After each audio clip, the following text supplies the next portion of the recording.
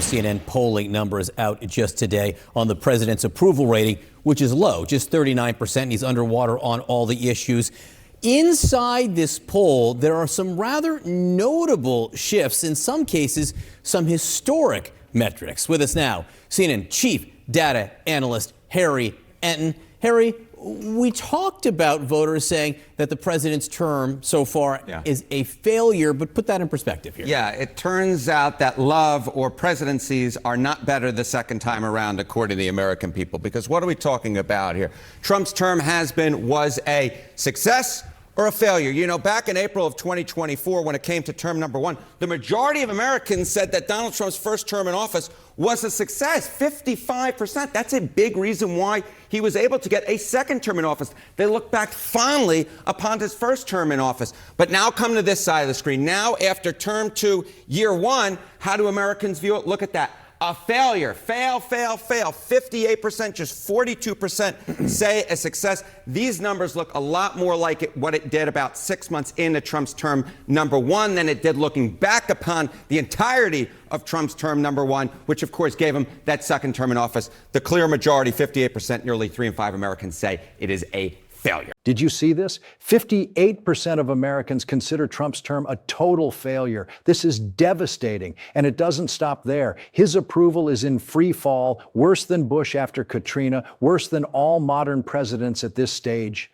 Trump's own voters are regretting their vote. Stay until the end to understand why Trump is in free fall in the polls. But before we continue, I want to ask you to subscribe to the channel and leave your like on the video to help our channel keep growing. The truth about Donald Trump's second term is finally coming to light, and the numbers are absolutely devastating. We're talking about a presidential approval rating of just 39%, marking Trump's worst performance since returning to the White House. But here's what really matters. This number isn't just bad, it's historically catastrophic. When we put this in perspective, the situation becomes even more alarming. We're talking about numbers worse than George W. Bush had after Hurricane Katrina and the Iraq War disasters. Let that sink in for a moment. Bush was dealing with one of the worst humanitarian crises on American soil and an extremely unpopular war, and he still had 52% approval. Trump, just 39%. And it doesn't stop there. Barack Obama, even in his most difficult moments, maintained 48% approval. Bill Clinton, in his worst days, had 26% disapproval. Trump has more than double that. We're witnessing something we haven't seen in decades in American politics, an elected president who completely lost the confidence of the American people in less than a year of his second term.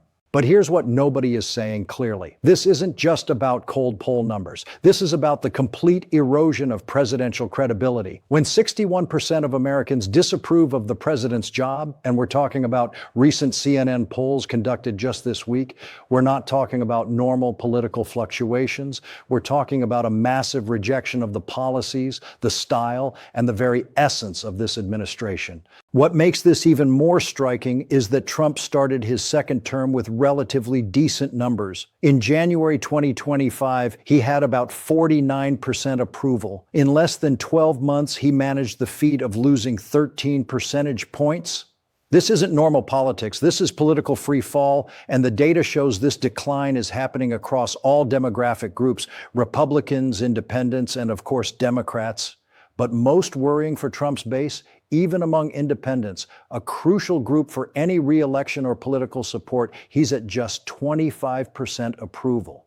But let's talk about where this really hurts. The economy. Trump campaigned promising to be the savior of the American economy, the man who understood business and would bring prosperity back. The reality? Only 39% of Americans approve of his work on the economy. This is disastrous for a president who based his entire political identity on being the businessman.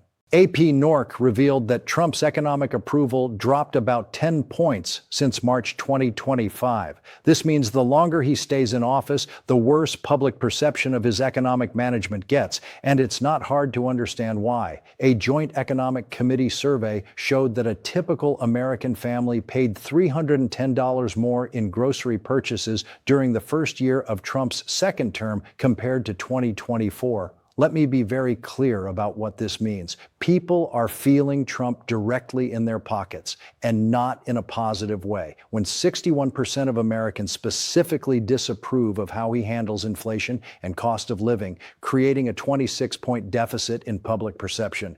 We're not talking about political propaganda. We're talking about lived reality. People go to the supermarket, see the prices, look at their bank accounts, and make the connection.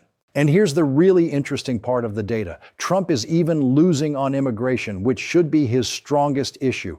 Only 42% approve of his performance on immigration, despite this being the central pillar of his entire campaign. How is this possible? Because Americans are seeing what's happening with deportations, they're hearing the stories, they're seeing families being separated, and many, including his own voters, are saying, wait, this isn't what I voted for. Polls show that 14% of Trump voters now say they regret their vote. Among non-MAGA Republicans, that number rises to 17%. And when you ask why, the two most common answers are economy and broken promises. 1 in 7 Trump voters is looking at what he's done and saying, I made a mistake. In politics, this is an earthquake. But perhaps the most revealing data of all is this. Only 41% of Americans believe Trump's second term will bring fundamental changes to the United States. In January 2025, that number was 52%. In less than a year, Americans' faith in Trump's ability to transform the country dropped 11 percentage points. Think about what this means. Trump sold his entire political brand as that of the disruptor, the change agent, the man who would drain the swamp and revolutionize Washington. But after a year in office, most Americans simply don't believe it anymore. They look at the daily chaos, the erratic decisions, the confused priorities, and conclude that this isn't transformation. It's just noise without purpose. And the data confirms exactly that. When asked about Trump's priorities, 2/3 of voters, that's 66%, say he's focused on the wrong things.